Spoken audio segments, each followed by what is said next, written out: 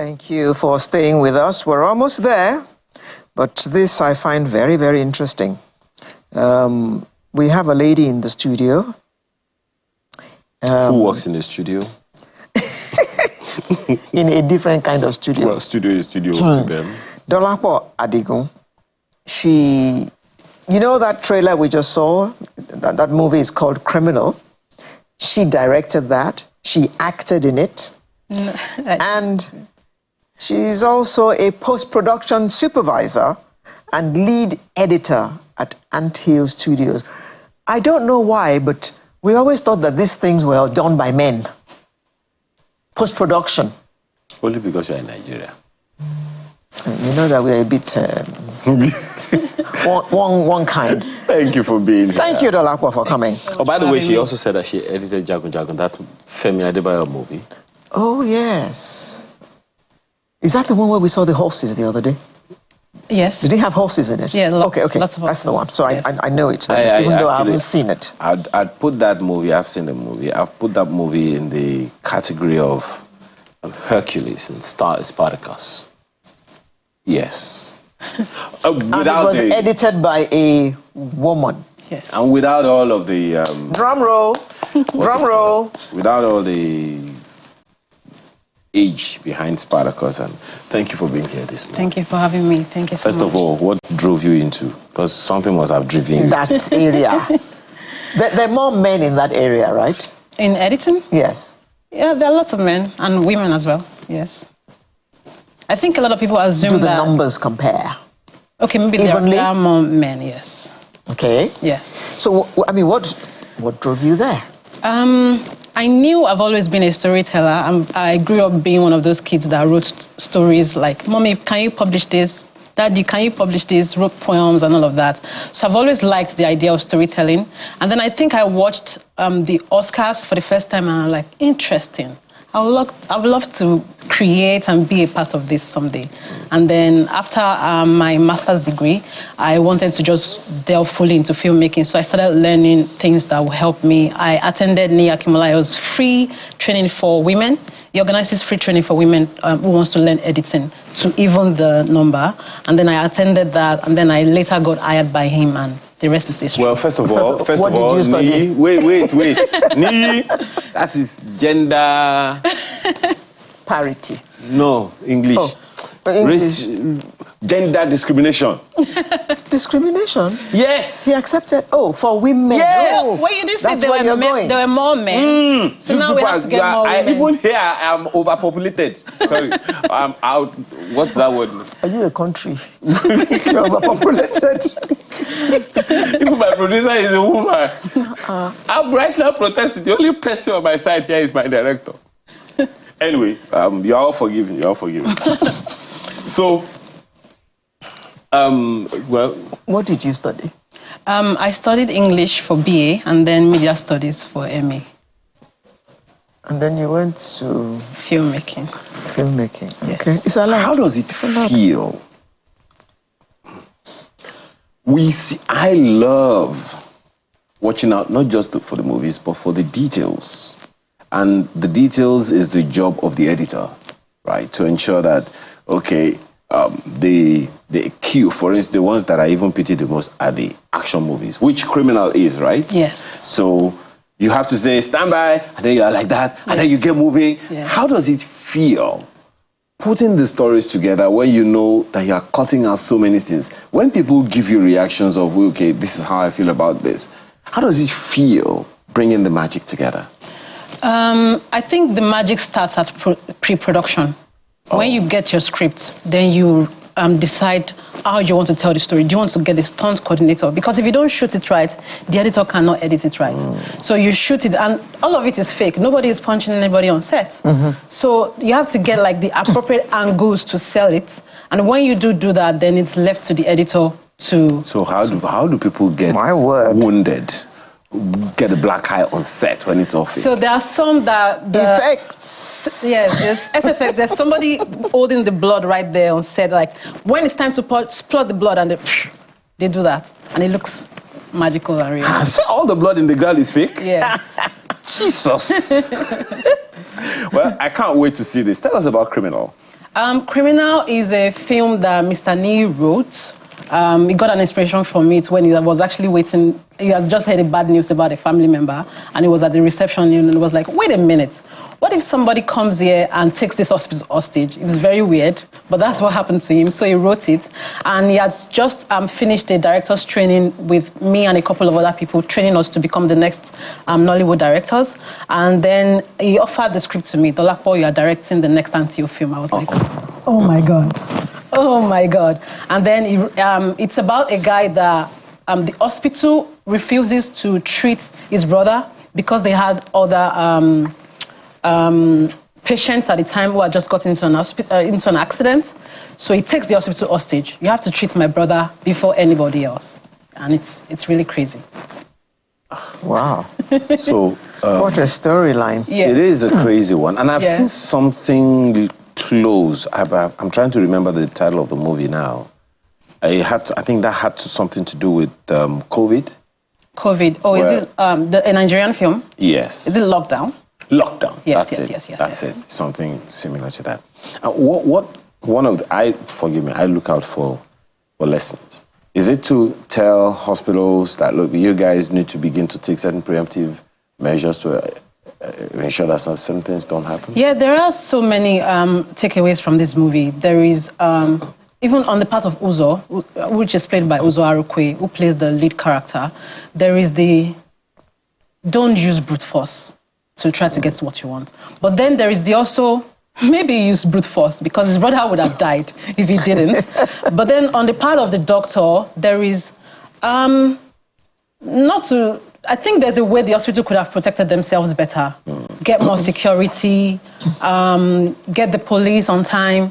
Then there is, the doctor didn't want to be bullied in our own hospital. Maybe there was a time that she could have let down and go like, okay, this is what you want, this is how, because they did kill like 2 people in the hospital trying to get this brother treated. So there are so many takeaways from the movie, depending on the part you are looking at it from. Yeah. Interesting. This actually brings me to the fact that in most cases, excuse me, when we talk about movie classification in Nigeria, it's all largely drama. This looks more like action. It's an action thriller, yes. Okay. It's an action thriller. It's medical. We did a lot of surgeries. We did a CS. And a lot of people have come up to me and said that looks real. Because our SFX person, Udu, did an amazing job. We had like a prosthetic baby pulled out from the belly of a fake pregnancy. It's just, we went all out for this movie and it's really beautiful. Okay. I'm looking forward to seeing it, but please don't give me any more spoilers. So okay. I can see it. So now in the space, Alero began by saying something about the fact that women aren't so many in this field. You have gotten out, decided to go into this, taking all the training that is necessary and all. Yes. So tell us about entry-level qualifications for many you have seen. If we would class, because I watch a lot of movies, if we would class, I wouldn't want to watch any movie less than 4.9, in rating. Yeah. But we have quite a load of 2.1s in Nigeria, in my opinion. It is my opinion. So, and some of them still find their ways into cinemas. Yes. So there are movies that shouldn't have been made. There are those that are made and they still just clog the whole space. So talk to us, what would you recommend as the best entry level for anyone who is going into filmmaking? I believe that first you need to recognize the area that you will want to. A lot of people start out like, okay, let me try this, let me try this, let me try this. Eventually, we have people who are not good at, who are midway in a lot of things. So maybe recognize what you want to do in the film, recognize all the places, all the departments in the filmmaking industry, recognize the part that will best suit you, and then be proficient in that part. And you can start out by learning your way up. There's no role that is too small. Start from like production assistants, for instance. The production assistants are people that help out with picking stuff around on set. Start out with that. There are a lot of people that started that way. My friends that are now first ADs, directors in the film industry. I started as a DIT on set. and then first AD, second AD, I did all of that, and now we are here. So don't just start out and go like, Nollywood is bad, I just want to fix it. Learn the ropes, start from the ground up. I think that's a way I would recommend. Is Nollywood bad? Nollywood is not bad. Okay. What needs fixing? Is Nollywood growing? Nollywood is growing, yes. What are the things that we need to grow out of, in your opinion? In my opinion, I believe that a lot of people need to do more on pre-production. A lot of people just get scripts and they go like, okay, this is good to go, let's shoot it. I believe that if you write a script, let a lot of people read it, a lot of industry professionals, and they go like, this is good to go. And then you do proper pre-production. How do you want to do this? How do we make this happen the best way possible? And then before you go and start saying, let's shoot. Don't just get a script and start shooting. Do proper process of pre-production, recce, the best location for you, and all of that, yes. What movie have you watched? Not yours, Nigerian, whatever. You may not mention the name of the movie. Okay. And you say, oh gosh, what kind of foolish error is this? Especially in your own space. You want me to mention the... I didn't say mention. Okay. It's not me. So what's your question if I can't mention? Okay. Because, you know, sometimes we watch movies and it's 1928 and somebody has a lipstick on. Is that something you use VFX to put on? No. Okay, so that's the kind of thing I'm talking about. What are some of those things that you have seen that you say, look, no, this is not represented? Some of the flaws. Yeah. Some of the flaws, I think, would, as they said, include some VFX. There are some VFX mistakes that we shouldn't be making anymore. There are like people that shoot on green screen, and when they clean the green screen, you can still tell that this was done on green screen. This is not well clean. There are some gunshots that are like, that's too fake. Nobody believes that.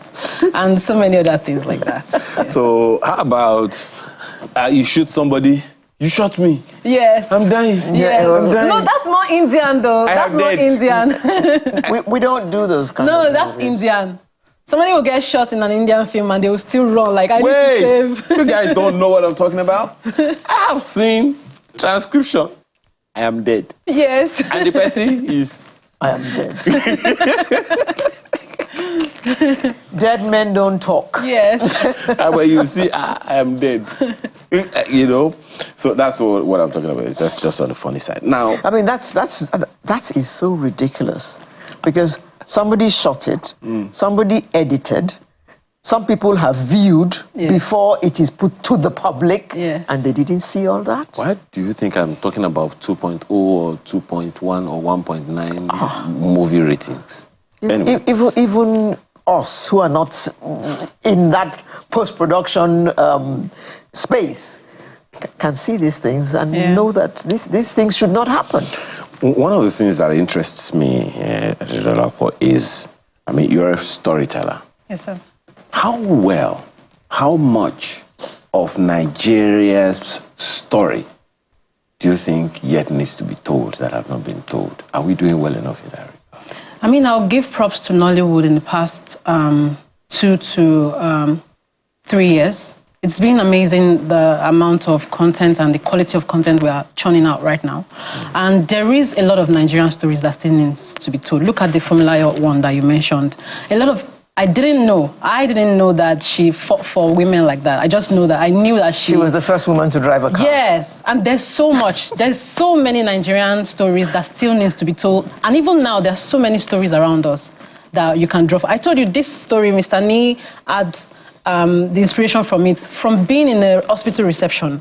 There's so many amazing stories around us. And this story made it very Nigerian. It's not like it's not just copying Hollywood and putting it out there and people can relate. This is a story that you can relate to, like, what if I was on hostage? What if I am the doctor? What if I am the brother? What if I am the criminal? What would I have done? So there's so many stories around us and we have to find the most creative ways to Nigerianize it. And that's one of the challenges that I have. Yeah. I saw a Babangida movie. Beautiful story. But I could see extreme caution in trying to make the film look in a particular way. So sometimes it's in the authenticity of it. Yes. Right? Yes. So how do we tell it in a way that it's authentic and acceptable, particularly to the young people? Yeah. I think it still stems to let these stories be relatable. Let an average Nigerian feel a sense of connection to it. Let's tell the story from script level. It doesn't just start from where you're shooting or where you're editing. From script level, let the characters talk like a Nigerian. Let the accent show it. Let the level of education, yes. Let the level of education show in the script. And then when you're shooting, use very relatable locations. And then when you put the film out there, sell it to average Nigerians. Okay. Yes. We could go on and on. Yeah. It's very exciting. Dolapo Adigun, director, post-production, editor. Do you act? No. Okay, sorry. Just wanted to. But I saw you in that movie. That was the behind the scenes of me directing. Oh, that was behind, okay. Yes. All right then. Very long Indian hair. So you were saying something? Dolapo Adigun, Yes. again, director, post-production, editor, and there was a third thing. Post-production supervisor and editor. Supervisor and editor. Thank you very much for coming on Sunrise this morning and closing our program with us. We wish you all the best. Thank you. And we hope to see more movies directed by you, Thank you. directed by many more women. Criminal is out when? It's out. It came out yesterday. Oh. It's out It's in cinemas already. Yes. Grab your In copy. cinemas near you. Grab Yes. your copy now. You don't do that anymore. Yeah. Thank you very much. By the way, I went to see Olufemi Layora and We'll talk about Kuti, that next week. We have and it was, mind-blowing. I know. Don't rub it in yet. and like most people, I mean, most people just think about her as the first woman to drive a car in Nigeria. But there's plenty more to that woman than that, I promise you. And that is how we end Sunrise for today. My name is Alero Edu, wishing you all the best through the weekend and through the month of June. Am I your Makinde? Do have a beautiful rest of your weekend. Bye-bye.